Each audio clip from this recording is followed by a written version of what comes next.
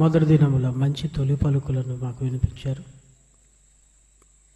ఈ రోజు నుంచి వాక్య భాగంలోనికి ప్రవేశించడానికి సిద్ధపడుతుండగా కృప చూపంటే మా కుటుంబాలను కట్టుకొనగలిగి మహత్తు కలిగిన మీ మాటలను మాకు ప్రసాదించమని కోరుతూ క్రీస్తు నామముని ప్రార్థన అడుగుతున్నాం తండ్రి, ఆమేన్. ప్రియమైన దేవుని వర్లారా, సౌర కుటుంబంలో దేవుని కుటుంబం అనే ఒక ఆలోచనతో కూడిన అంశాన్ని ఈ సంవత్సరపు బైబిల్ అధ్యయన తరగతులకు దేవుని మహాకృపను బట్టి ఈ టైటిల్ పెట్టడం జరిగింది. సౌర కుటుంబం అనే దానికి పిల్లల పాఠ్యపుస్తకాల నుంచి సౌర కుటుంబం అనగానే ఒక మంచి నిర్వచనాన్ని వ్రాయించి అంతరిక్షంలో ఒక కుటుంబం అని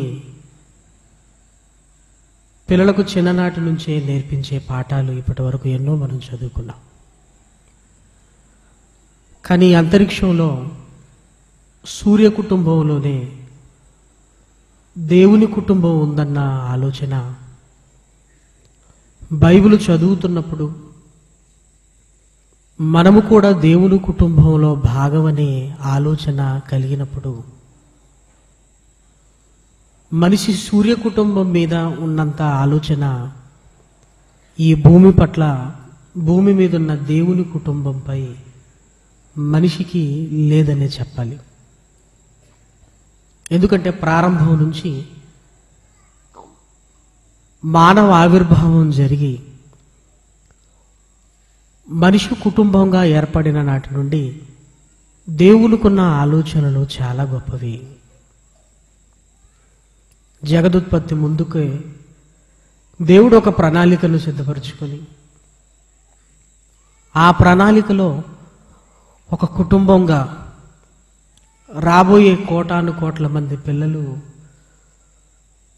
తనకు ఉండాలని, ఈ కుటుంబానికి ఒక తండ్రిగా తాను ఉండాలని ఒక అందమైన ఆలోచనలతో దేవుడు ఈ విశ్వాన్ని రూపించినట్లుగా ఆయన సంకల్పంలోనికి ఒక్కసారి తొంగి చూస్తే మనకు అర్థమవుతుంది. దేవుని ఆలోచనలు ఎంత అందంగా ఉన్నాయో.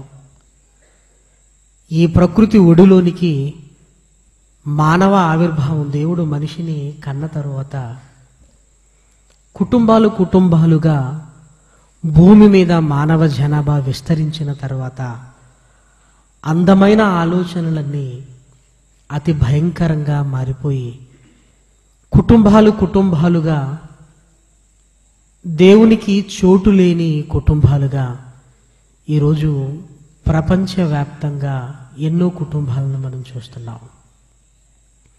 దేవునికి కలిగిన ప్రారంభపు ఆలోచన ఏంటి? ఆ ఆలోచన ఎందుకు దెబ్బతిన్నది? ఆ ఆలోచన దెబ్బతినటానికి కారకులు ఎవరు? ఈరోజు కుటుంబాలలో కష్టాలు, కన్నీళ్ళు, అవగాహన లోపాలు, ఒకరి భావాలు ఒకరు అర్థం చేసుకోకపోవడాలు. మొదటి వర్తమానంలో విన్నట్టుగా కుటుంబం అనగానే సమస్యల కుంపటిగా ఈరోజు మారింది. దేవుడు ప్రారంభంలో ఆయన ఆలోచన ఏంటి? ఎందుకు ఒక సమస్యల కుంపటిగా ఈరోజు కుటుంబాలు మారిపోయాయి? భర్త దేవుడి కొరకు బ్రతుకుతుంటే సహకరించని భార్యలు, కుటుంబాలు ఎంతోమంది ఉంటారు. ఒక భార్యగా దేవుడి కొరకు ఆలోచిస్తున్నప్పుడు, నువ్వు బ్రతుకుతున్నావు కదా, నా జోలికి ఎందుకు వస్తావు, నా మానంగా నన్ను బ్రతకనివ్వు అని భార్య దేవుడి కొరకు బ్రతుకుతున్నప్పుడు హేళన చేస్తూ దేవుళ్ళలోనికి రాని భర్తలు ఎన్నో కుటుంబాల్లో కనపడతాయి. తల్లిదండ్రులు దేవుడి కొరకు బ్రతుకుతున్నప్పుడు పిల్లలు దేవుడి కొరకు బ్రతకని కుటుంబాలు ఎన్నో కనపడుతుంటాయి. పిల్లలు దేవుడి కొరకు బ్రతుకుతూ తల్లిదండ్రులు దేవుడి కొరకు బ్రతకని కుటుంబాలు ఎన్నో కనపడుతుంటాయి. సమస్య ఏ రకంగా అయినా ఉండొచ్చు, కానీ ఏదో ఒక సమస్య మన కుటుంబాలని పట్టి పీడిస్తున్నట్టుగానే నిజంగా వాక్యాన్ని చదువుతున్నప్పుడు మనకు అర్థమవుతుంది. కొన్నిసార్లు మదన పడుతుంటాం ఒంటరిగా. ఎలా నా కుటుంబాన్ని ఎలా నేను దేవునిలోనికి తెచ్చుకోవాలి? దీనికి పరిష్కారం లేదా? నా కుటుంబాన్ని అంతా దేవునిలో నేను ఎలా కాపాడుకోవాలి? నా భర్తని ఎలా మార్చుకోవాలి? నా భార్యని ఎలా దేవుడు కొరకు నేను పనిచేస్తున్నప్పుడు సహకరించే విధంగా నా భార్యలో మార్పు రాదా? ఇక మా పిల్లల పరిస్థితి ఏంటి, పిల్లలు తల్లిదండ్రుల పరిస్థితులు ఏంటని నిజంగా మనం అందరం బాధపడుతున్న సందర్భాలే. ఇవన్నీ ఒక కుటుంబాన్ని గురించి చెప్తున్న మాటలు కాదు ప్రియమైన దేవుని పిల్లలారా. ప్రతి కుటుంబంలో ఏదో ఒక సమస్య. దేవుడు ప్రారంభంలో ఆయన కలలుగన్న కుటుంబాలు ఇవి కాదు అని మన కుటుంబాలలోనికి చూసుకున్నప్పుడు మనకే అర్థమవుతుంది. ఇక సమస్య ఎంత భయంకరంగా పరిణమించిందంటే చిన్న చిన్న కారణాలకు కుటుంబాలు విచ్ఛిన్నమైపోయే పరిస్థితులు ఈరోజు మన కళ్ళ ముందు కనపడుతుంటాయి. ఏమంటే ఈ చిన్న సమస్యకు మీరు విడిపోయారా అంటే అవునండి, సమస్య చిన్నగానే ప్రారంభమైందండి, కానీ ఆ తర్వాతే పెద్దదైంది. కుటుంబాలు దేవుడి కొరకు బ్రతకకపోవటం ఒక ఎత్తు అయితే, అసలు కుటుంబంగా ఉండకుండా విచ్ఛిన్నమైపోతున్న కుటుంబాలు ఈరోజు ఎన్నో ఉన్నాయి కుటుంబాలు. దేవుడు ప్రారంభంలో అనుకున్నదేంటి, ఈరోజు కుటుంబాల మధ్య జరుగుతున్నదేంటి? కొన్ని సమస్యలు ఆలోచిస్తున్నప్పుడు హృదయ విదారకంగా ఉంటుంది. ఒకరోజు ఫ్యామిలీ కౌన్సిలింగ్లో పనిచేసే అతను, ఇదిగో క్రైస్తవులు కూడా మా దగ్గరికి వస్తున్నారు, వాళ్ళకి ఏం చెప్పాలి?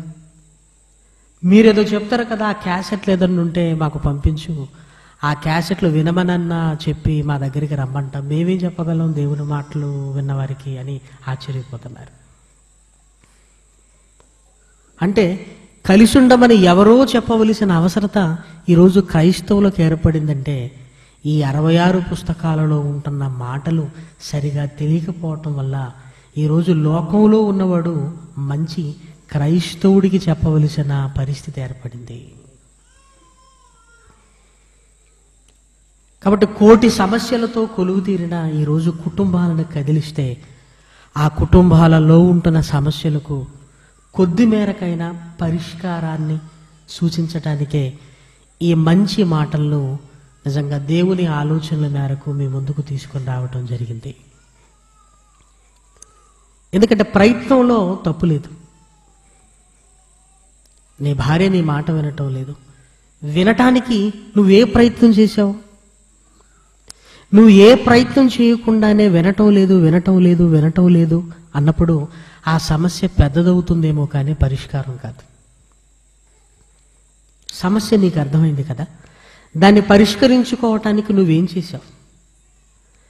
పరిష్కరించుకోవటానికి బదులు మనం చేసేటివన్నీ సమస్య పెద్దది చేసుకోవటానికి మనం ప్రయత్నం చేస్తుంటాం.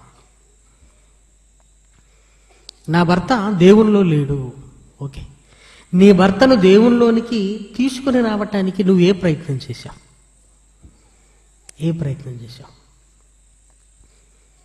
నీ భర్త మారాలని నీకుంది కదా, మార్చుకోవటానికి నువ్వు ఏ ప్రయత్నాలు చేశారు? Number 1, number 2, number 3, number 4, number 5.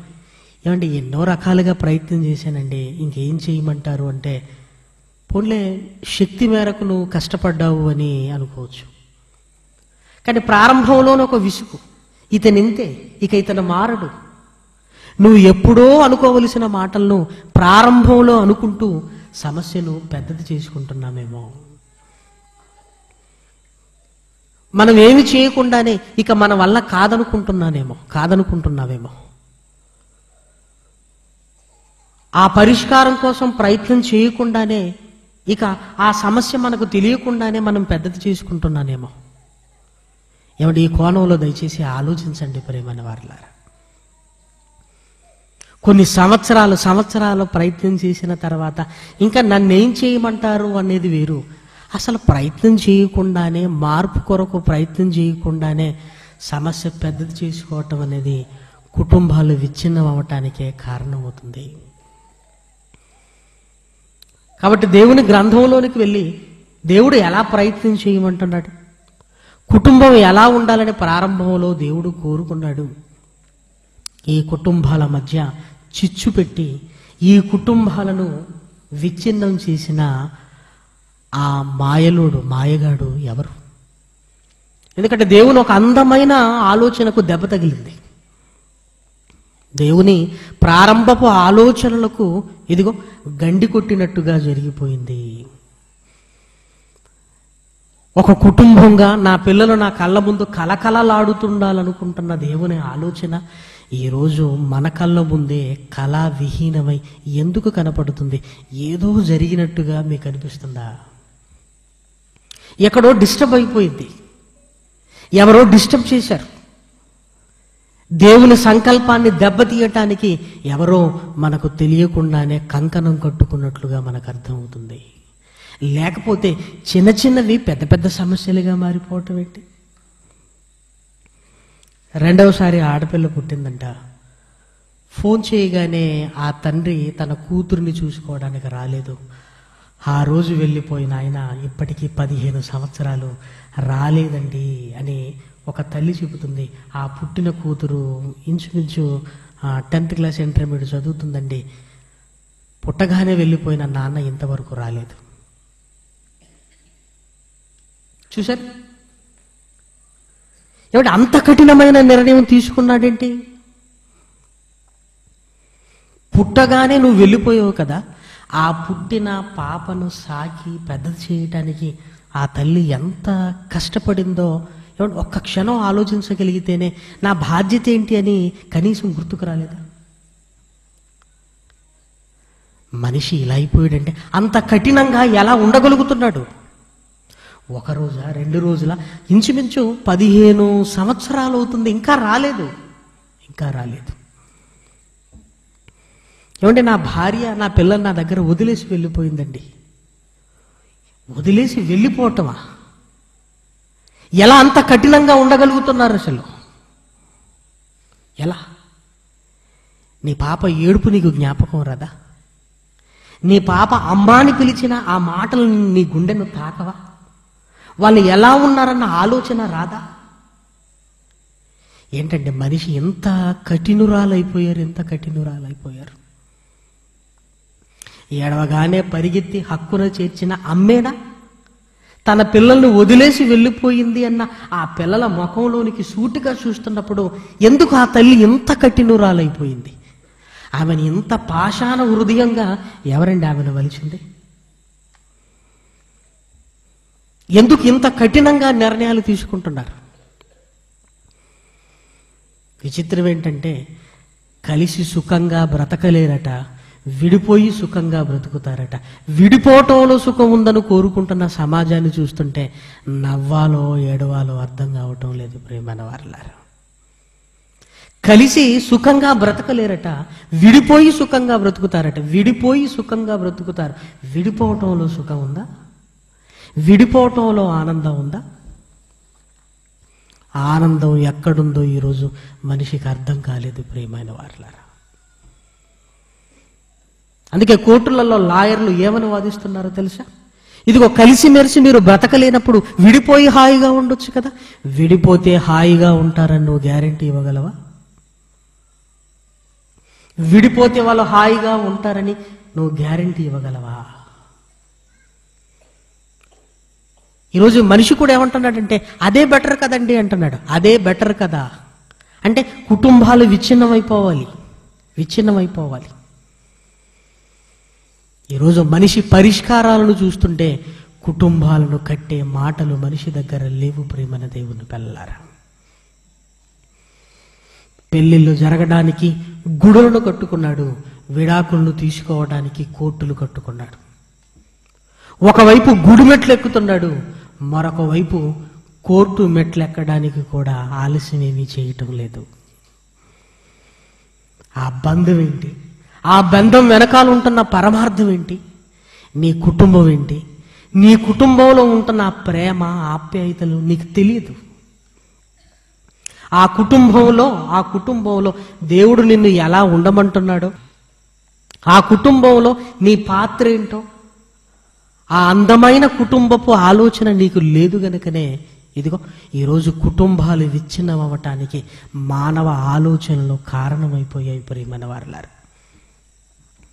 అందుకే బైబిల్ గ్రంథంలోనికి వెళ్ళి ఒక్కసారి ప్రారంభం నుంచి దేవుని ఆలోచనలు ఒక్కసారి కదిలించగలిగితే ఏమండి, అందమైన ఆలోచనలతో ఒక కుటుంబానికి తండ్రిగా తానుండాలని, పిల్లలుగా మనమందరం ఉండాలని దేవుడు కలడుగన్న అపరూపమైన కోరిక ప్రారంభంలో తనకు పిల్లలు కావాలన్న కోరిక.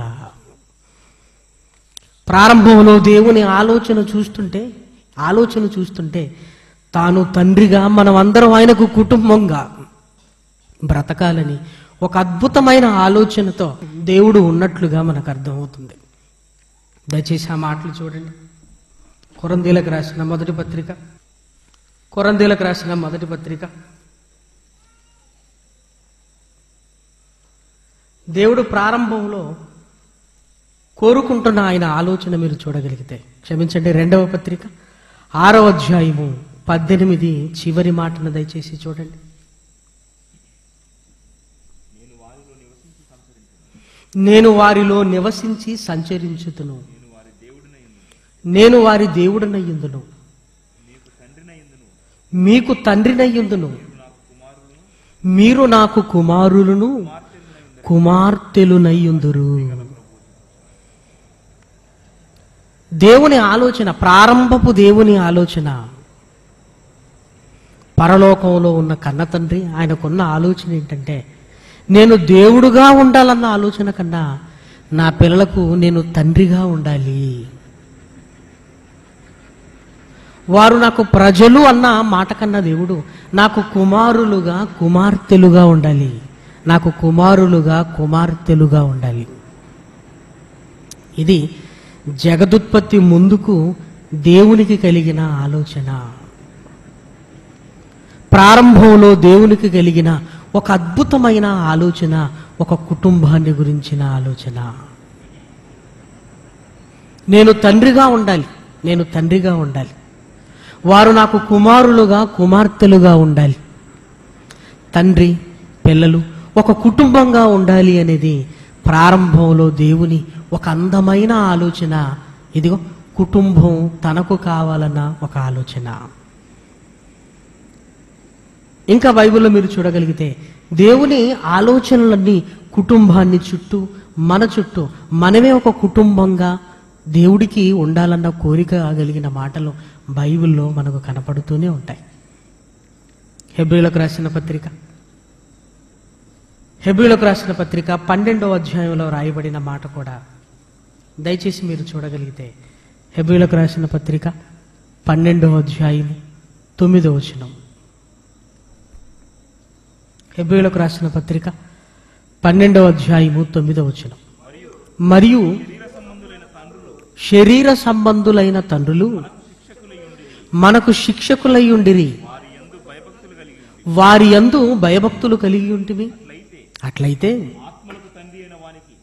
ఆత్మలకు తండ్రి అయిన వానికి, అంటే నా పిల్లలు నా యందు భయభక్తులు కలిగి ఉండాలి. శరీర సంబంధమైన తండ్రికి ఎలా లోబడుతున్నావు? ఇదిగో ఆత్మలకు తండ్రిగా దేవుడు ఉండాలని, నా పిల్లలు నాకు లోబడాలి, ఒక తండ్రిగా నాకు లోబడాలి అన్న ఆలోచన దేవుని ప్రారంభపు ఆలోచన. అందుకే ఒక కుటుంబంగా మనం ఉండాలని కోరుకున్నాడు గనుకనే ఆత్మను బట్టి మన అందరిలోనికి వ్యాపించాడు. ఆత్మలకు తండ్రిగా అందరికీ పైగా దేవుడున్నాడు. అందుకే శరీరాన్ని బట్టి ఆలోచించిన, ఆత్మను బట్టి ఆలోచించిన మన ప్రారంభం అనేది దేవుడే అని, శరీరాన్ని బట్టి ఆలోచించిన, ఆత్మను బట్టి ఆలోచించిన మనకిట్టే అర్థమవుతుంది. ఒకవేళ ఆత్మను బట్టి మనం ఆలోచించామనుకోండి, ఒకప్పుడు మనం అందరము పరలోకంలో ఉన్నవారము, పరలోకంలో ఉంటున్న దేవునిలో ఉంటున్న మనం భూమి మీదికి వస్తున్నవారం ఆత్మను బట్టి. బైబిల్ గ్రంథంలో ఆ మాట కూడా మీరు చూడగలిగితే ఎఫెసీయులకు రాసిన పత్రిక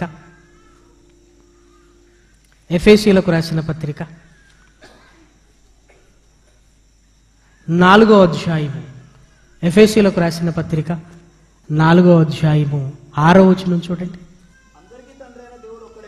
అందరికీ తండ్రి అయిన దేవుడు ఒక్కడే, ఆయన అందరికీ పైగా ఉన్నవాడై అందరిలోనూ వ్యాపించి అందరిలో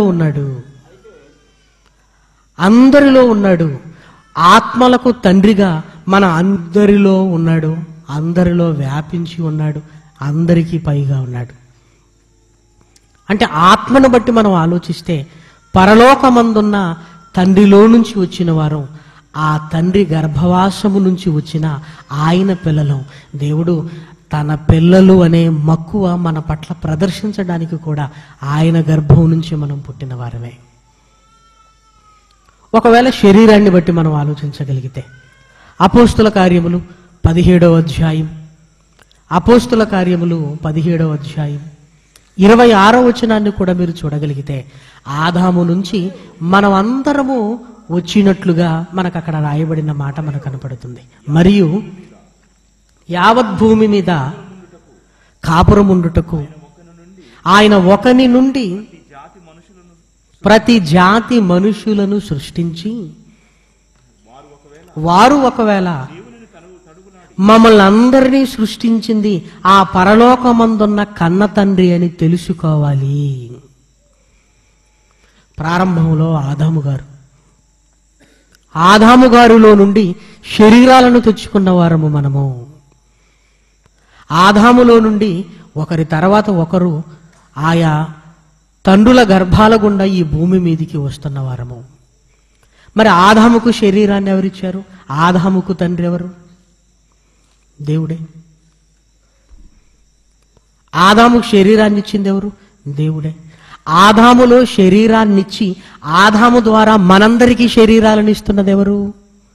దేవుడే. అంటే ఇటు శరీరాన్ని బట్టి మనం ఆలోచిస్తున్నా, ఆత్మను బట్టి ఆలోచిస్తున్నా, మన ప్రారంభం దేవుడు అని మనకు అర్థమవుతుంది.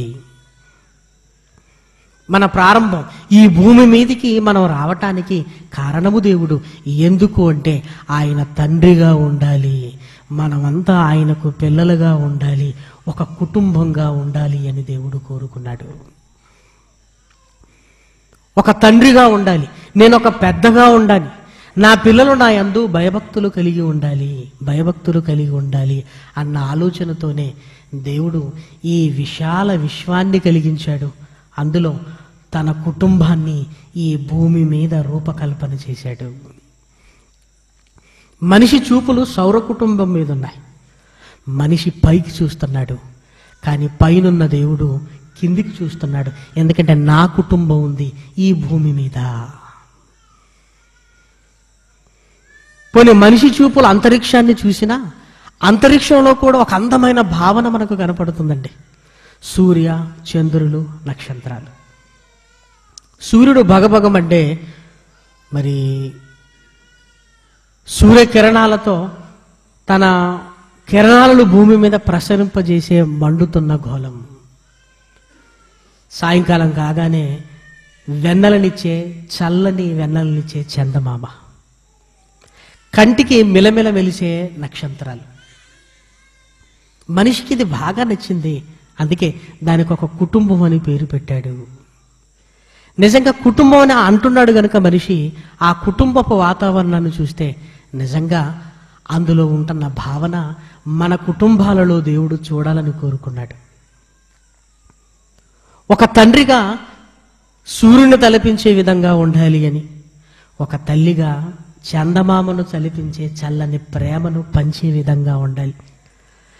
నక్షత్రాలే పిల్లలైతే, గ్రహాలు, ఉపగ్రహాలు బంధువులు, స్నేహితులైతే ఒక అందమైన భావన మనకు కనపడుతుంది. అమ్మో నాన్న కోపగించుకుంటాడు, అమ్మ తన ప్రేమను పంచుతుంది. మనిషికి ఆ భావన నచ్చింది కానీ అదే భావన తన కుటుంబంలో చూపించలేకపోయాడు. అదే భావన ఇంత అందంగా నా కుటుంబాన్ని దేవుడు చూడాలనుకుంటున్నాడు అన్న సంగతి మరిచిపోయాడు. సౌర కుటుంబాన్ని చూస్తున్నాడు, కానీ అందులో ఉన్న భావన దేవుడు మన కుటుంబాలలో ఉండాలి అని కోరుకున్నాడని ఎంతమందికి అర్థమైంది? ఏమంటే ఒక సినిమా విడుదల కాగానే పేపర్లు రాస్తూ మంచి కుటుంబ కథా చిత్రం అంటుంటారు. అంటే ఒక మంచి కుటుంబం ఎలా ఉండాలో సినిమాలలో చూసి సంతోషపడవలసిన స్థితి ఈరోజు మనకు దాపరించింది. ఎందుకంటే సినిమాలలో నటించేవారిని చూపించి మంచి కుటుంబం అన్నారే తప్ప జీవించేవారిని సమాజం చూపించలేకపోయింది. ప్రియమైన వారలారా, ఏమంటే ఈ కుటుంబం బాగుందండి అని సినిమాలలో చూసి సంతోషించే స్థితికి వచ్చింది. అంటే మనిషి నటించుకొని ఇది కుటుంబం అనుకుంటున్నాడే, కానీ ఆ కుటుంబపు విలువలు మన కుటుంబాలలో ఉండగలిగితే ఎంత బాగుంటుంది. దేవుడు అదే కోరుకున్నాడు, అదే కావాలని మనల్ని చూసుకోవడానికి ఇష్టపడుతున్నాడు. ప్రేమన వారలారా, కాబట్టి సౌర కుటుంబంలో దేవుడు తన కుటుంబాన్ని ఈ భూమి మీద నిలుపుతూ తానొక తండ్రిగా ఒక అతిపెద్ద కుటుంబంగా ఉండాలని కోరుకున్నాడు. ఆ కుటుంబం ఆదాము ప్రారంభకుడుగా మొట్టమొదటిగా మట్టి నుంచి ఆదామును మలిచి ఆ తర్వాత అవ్వమ్మతో వివాహ బంధము ద్వారా స్థిరపరిచి కయ్యిని హేబేలుల మొదటి కుటుంబం అనేది ప్రారంభమైంది. అలా కుటుంబాలు విస్తరిస్తూ దేవుడు నెమ్మదిగా ఇశ్రాయేలు జనాంగాన్ని తన పిల్లలు, నేను వారికి తండ్రిగా నా పిల్లలంటే ఎలా ఉండాలో సమాజానికి చూపించాలనుకున్నాడు. ఇశ్రాయేలులంటే ఒకరు ఇద్దరు కాదు, సుమారు వాళ్ళు బయలుదేరే సమయానికి 6 లక్షల మంది కాల్బలం. నా పిల్లలు ఎంత బాగుంటారో చూపించాలని ఇశ్రాయేలును చూపించాలనుకున్నాడు. కానీ ఇశ్రాయేలీలు దేవుణ్ణి పక్కన పెట్టేశారు. ఇశ్రాయేలీలు ఒక తండ్రిగా దేవుణ్ణి స్వీకరించి ఒక అందమైన కుటుంబంగా ఉండాలన్న దేవుని కలలను ప్రారంభంలోనే వాళ్ళు కళ్ళలు చేసినట్టుగా మనకు కనపడుతుంది. నా పిల్లలు నా మాట వినాలి, నా యందు భయభక్తులు కలిగి ఉండాలి అని దేవుడు ఏదైతే కోరుకున్నాడో, ఏ జనాంగాన్నైతే ప్రపంచానికి చూపించి నా పిల్లలు ఎంత ఉత్తములో చూడండి అని తన పిల్లల ద్వారా తనకు ఘనత రావాలనుకున్నాడో, ఆ ప్రారంభపు దినాలలోనే ఇశ్రాయేలీలు ఇదిగో తండ్రిని అవమానించారు. ప్రేమన దేవుని పిల్లలారా, ఒక్కసారి మీ బైబిల్ తెరిచి చూడగలిగితే మలాకీ గ్రంథంలో రాయబడిన మాటను దయచేసి చూడండి. మలాకీ గ్రంథం మొదటి అధ్యాయము, మలాకీ గ్రంథము మొదటి అధ్యాయము 6వ వచనం. కుమారుడు తన తండ్రిని గణపరుచును గదా, దాసుడు తన యజమానుణ్ణి గణపరుచును గదా, నా నామమును నిర్లక్ష్యపెట్టు యాజకులారా, నేను తండ్రినైతే నాకు రావలసిన ఘనత ఏమాయను? నేను తండ్రిని అయితే అంటున్నాడు ఏంటంటే, తండ్రిగా ఉండాలనే కదా ఎంత కష్టపడింది. నేను యజమానుడు అయితే అంటున్నాడేంటి? చూసారా, నేను తండ్రిని కదా అన్న కదా. నేను తండ్రినైతే నాకు రావలసిన ఘనత ఏది? ఒక కుటుంబంలో తండ్రి డిస్టర్బ్ అయితే కుటుంబం అంతా డిస్టర్బ్ అయిపోతుంది. ప్రేమన వారలారా, ఒక కుటుంబంలో ఒక తండ్రి డిస్టర్బ్ అయ్యాడు అనుకోండి, కుటుంబం అంతా విచ్ఛిన్నం అయిపోతుంది. ప్రేమన వారలారా, ప్రారంభంలో పరలోకమందున్న కన్న తండ్రి ఇదిగో నేను తండ్రినైతే అంటున్నాడు. ఏంటంటే నేను తండ్రినైతే, ఒరే నాన్నగా నన్ను గౌరవిస్తున్నావా నువ్వు అని ఒక తండ్రి కొడుకును అడగవలసిన పరిస్థితి ఏర్పడిందంటే తారుమారైపోయిందన్నమాట. నా పిల్లలు నా యందు భయభక్తులు కలిగి ఉండాలి, నేను తండ్రిగా ఉండాలి, వారు నాకు లోబడాలని ఎన్నో ఆలోచనలు కదా దేవుడికి ప్రారంభంలో కలిగింది. నేను శిక్షిస్తే నా పిల్లలు పడాలి, నేను తండ్రిని కదా.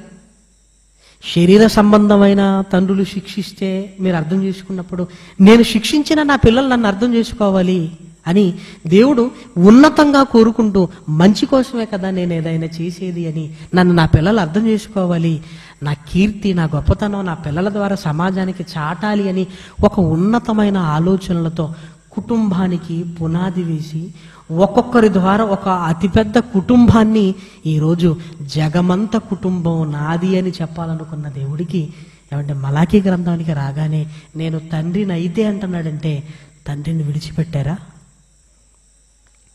ఇశ్రాయేలీయులు తండ్రిని విడిచిపెట్టారా? తండ్రి మాకు అవసరం లేదంటున్నారా? తండ్రే అవసరం లేదంటుంటే ఆ కుటుంబం ఇంకెలా ఉంటుందండి? దేవుని కుటుంబం అన్న పేరులో దేవుడు పోయాడు, కుటుంబం మిగిలింది. ప్రియమైన వారలారా, సౌర కుటుంబంలో సూర్యుని లేని కుటుంబాన్ని మీరు ఊహించగలరా? సౌర కుటుంబం అని ఈరోజు పేరు పెట్టుకున్నాం. సూర్యుని లేని కుటుంబాన్ని మీరు ఊహించగలరా? సూర్యుడు లేని కుటుంబమా? ఒకవేళ సూర్యుడు లేకపోతే ఈ ప్రపంచం ఎలా ఉంటుందో ఒక్క నిమిషం ఆలోచించండి. ఊహించగలరా? సూర్యుడు లేకపోతే ఈ ప్రపంచాన్ని ఊహించగలరా? కష్టం కదండి. సూర్యుడు లేకపోతేనా? ఈరోజు ప్రపంచం మనుగడ సాగించడానికి సూర్యుని అవసరత ఎంతుందో శాస్త్రవేత్తలకు అర్థమైంది గనుకనే సూర్య కుటుంబం అన్నారు. ఇదిగో ఈ భూమి మీద దేవుని కుటుంబానికి పునాదులు వేస్తుంటే కుటుంబంలో దేవుడు పోయాడు, కుటుంబాలు మిగిలాయి. దేవుడు లేని కుటుంబం ఇంకెలా ఉంటుంది చెప్పండి? ఇంకా ప్రారంభంలో దేవుడు వెళ్ళిపోయాడు. నేను తండ్రినైతే నాకు రావలసిన ఘనత ఏమాయను? నేను యజమానుడనైతే నాకు భయపడువాడు ఎక్కడ ఉన్నాడు? నాకు భయపడువాడు ఎక్కడ ఉన్నాడు? తండ్రికి ఇవ్వవలసిన స్థానం మనిషి ఇవ్వలేదు. ప్రియమైన దేవుని పిల్లలారా, దేవుడు బాధతో చెబుతున్న మాటలు. ఇదిగో సముద్రము పొంగి తరంగములు దాటలేకుండా వచ్చినప్పుడు ఇసుకను నేను పెట్టాను కదా, నాకు మీరు భయపడరా అని అడుగుతున్నాడంటే ఆయన. నాకు మీరు భయపడరా? నేను తండ్రిని కదా. చూసారా? ఇర్మియా గ్రంథము 5వ అధ్యాయము 22వ వచనం. ఇర్మియా గ్రంథము 5వ అధ్యాయము 22వ వచనం. సముద్రము దాటలేకుండునట్లును దాని తరంగములు ఎంత పొర్లినను అవి ప్రబలలేకయు ఎంత ఘోషించినను దాని దాటలేక ఉండునట్లును నిత్య నిర్ణయము చేత దానికి ఇసుకని సరిహద్దుగా నియమించిన. ఏమంటే దేవుడు తనకు మనం భయపడాలని చెబుతూ తాను చేసిన ఒక కార్యాన్ని గురించి చెబుతున్నాడంటే, అది చేసిన నాకు మీరు భయపడరా అంటే దేవునికి భయపడాలంటే ఆయన చేసింది ఏదో ఒకటి చెప్పవలసిన పరిస్థితి ఏర్పడిందా? నా సన్నిధిని మీరు వణుకరా? నేను ఏం చేశానంటే అంటున్నాడు. అంటే ఆయనకు భయపడాలంటే ఆయన చేసింది ఒకటి చెప్పాలా? చెబితే కానీ భయపడవా? లేదంటే చెప్పినా భయపడవా? దేవుని కుటుంబంలో దేవుడు పోయాడు. ప్రియమైన దేవుని పిల్లలారా, కుటుంబం ఒంటరిగా మిగిలిపోయింది. ఇశ్రాయేలీయులను దేవుడు ఎంత గొప్పగా చూపించాలనుకున్నాడో, ఇదిగో వారు దేవుడిలో నుంచి వెళ్ళిపోయారు. ఆ కుటుంబాల మధ్య దేవుడు లేడు. దేవుడు లేని పిల్లలు ఎలా తయారవుతారో ఆలోచించండి. ఇంకా సూర్య కుటుంబంలో సూర్యుడు లేని ప్రపంచాన్ని ఊహించడం ఎంత కష్టమో, ఇదిగో ఈ భూమి మీద దేవుని కుటుంబంలో దేవుడు లేని కుటుంబాలను కూడా ఊహించటం చాలా కష్టము. ప్రియమైన దేవుని పిల్లలారా, అందుకే ఇశ్రాయేలుల గురించి చాలా బాధపడ్డాడు. మనందరికీ తెలుసు. ఆకాశమా ఆలకించుము, భూమి చెవియొగ్గుము.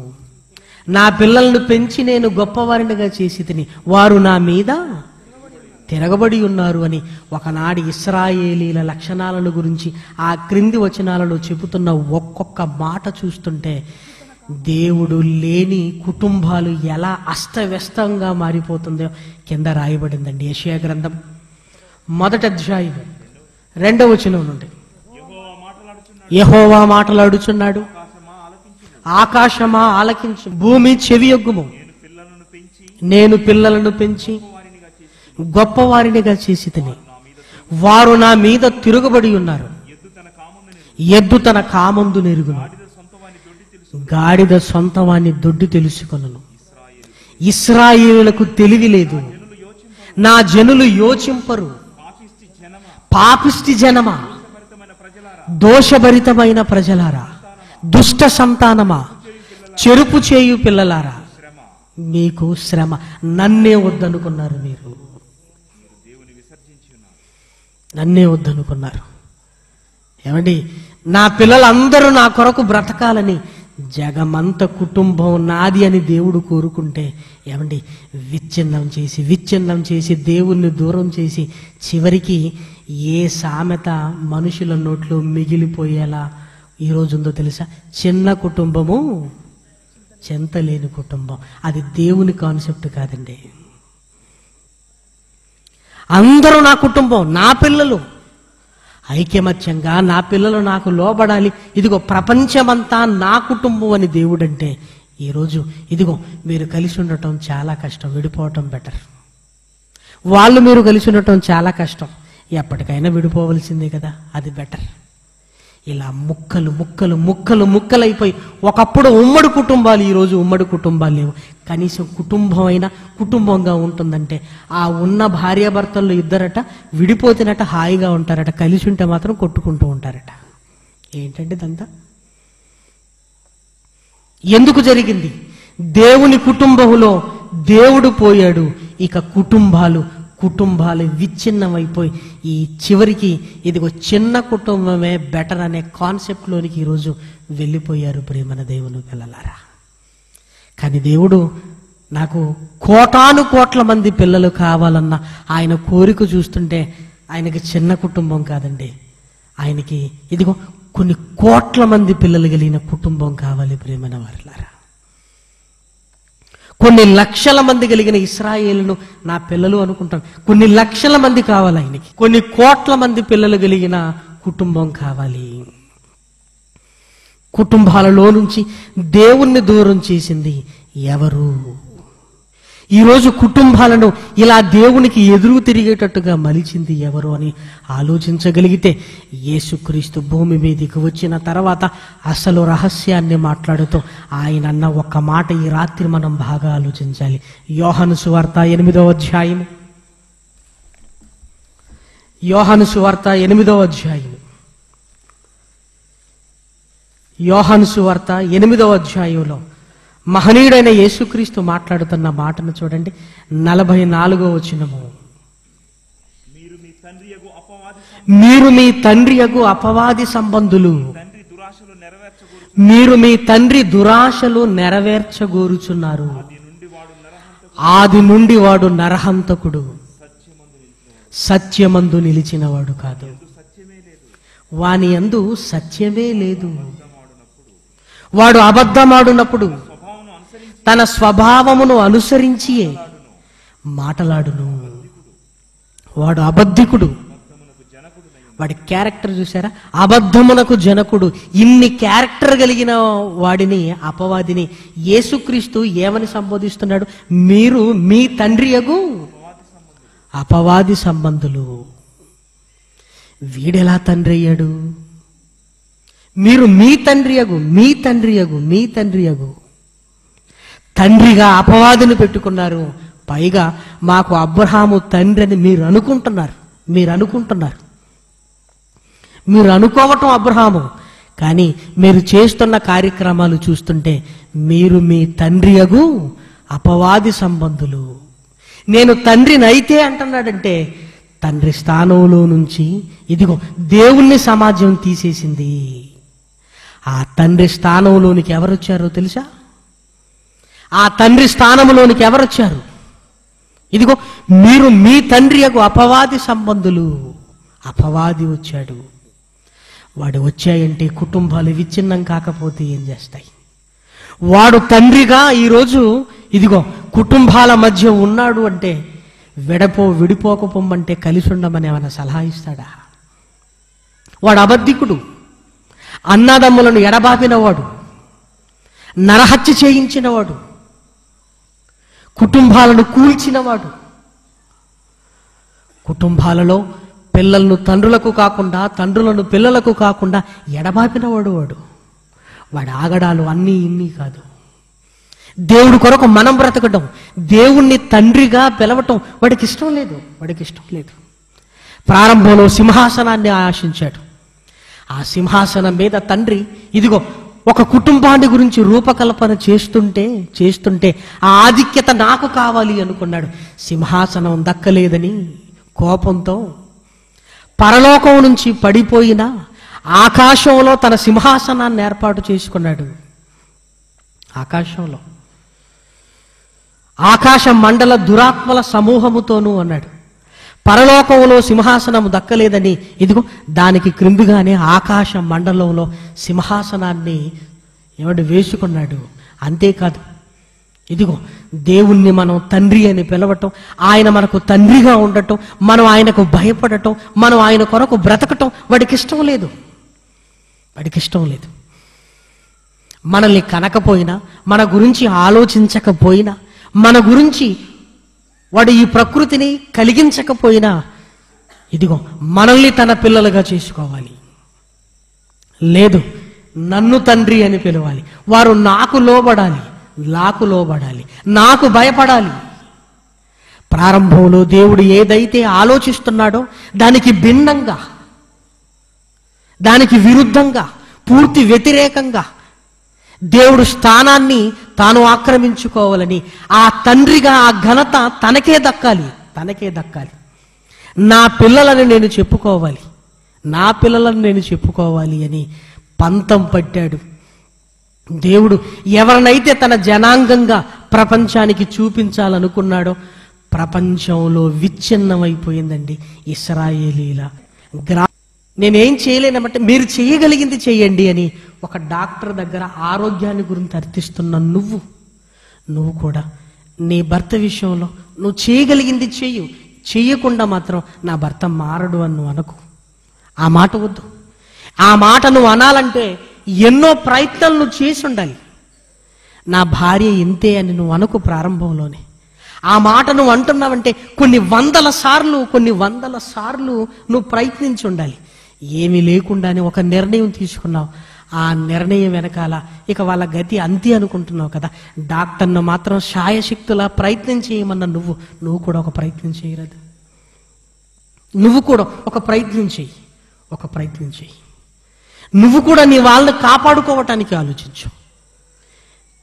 నీ పిల్లల్ని కాపాడుకోవడానికి ప్రయత్నం చెయ్యి. పిల్లలారా, మీరు దేవుణ్ణి ముందు తెలుసుకుంటే మీ తల్లిదండ్రులను కాపాడుకోవటానికి ప్రయత్నం చేయి. శాయశక్తులా ప్రయత్నం చేయి. ఆ ప్రయత్నాలు ఎలా ఉండాలో, ఆ ప్రయత్నాలలో ఎలా సఫలీకృతం మనం అవుతామో ఏమండి, మిగిలిన 4 రోజులు అద్భుతమైన పాఠాలతో కూడిన మాటలే. ఒక భర్తగా నువ్వేం చేయాలి, ఒక స్త్రీగా ఒక కుటుంబంలో నీ పాత్ర ఏంటి, తల్లిదండ్రులుగా నీ బాధ్యత ఏంటి, పిల్లలుగా మన కర్తవ్యం ఏంటి, ఈ 4 రోజులు 4 పాఠాలు మనం వినబోతున్నాము. ఈ 4 రోజులు 4 పాఠాలు. ఒక్కొక్కరు కుటుంబంలో ఒక్కొక్క సమస్య ఉండొచ్చు. ఆ సమస్యను పరిష్కరించుకోవటానికి ఇదిగో ప్రేరణ పొందుకొని ఇక్కడి నుంచి వెళ్ళాలి. మన కుటుంబాలను మనం దక్కించుకోవాలి. మన కుటుంబాలలో ఉన్నవారిని మనం సంపాదించుకోవాలి. దేవుడు ఏ రకంగా ప్రయత్నం చేయమన్నాడో అన్నీ చేద్దాం. అన్నీ చేసిన తర్వాత కూడా ఒకవేళ ఇంకా దక్కలేదనుకున్నప్పుడు అది వేరే విషయం. కానీ ఆ ప్రయత్నం లేకుండానే ఎందుకు నిరుత్సాహపడాలి? మనది దేవుని కుటుంబం. దేవుడే నీకు తండ్రిగా ఉంటే నువ్వు ఆయనకు లోబడతావు.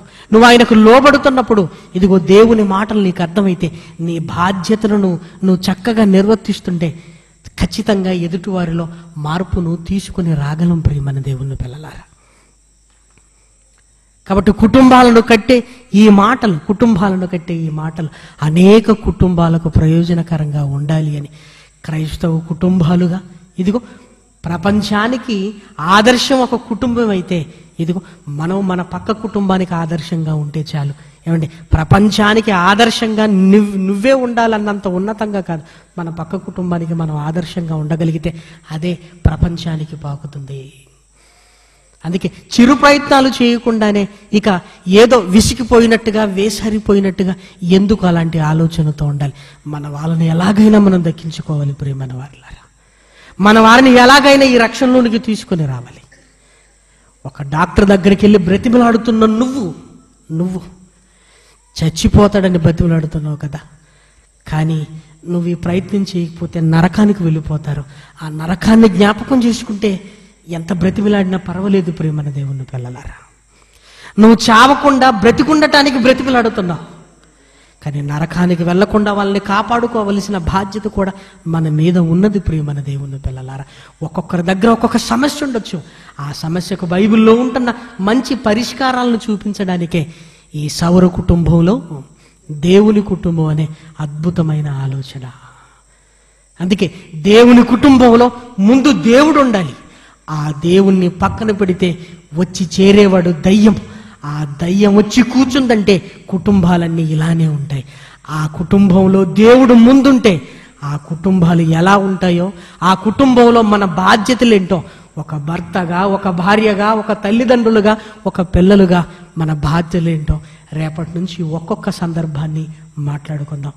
దయచేసి ఈ మాటలను మనసులో పెట్టండి.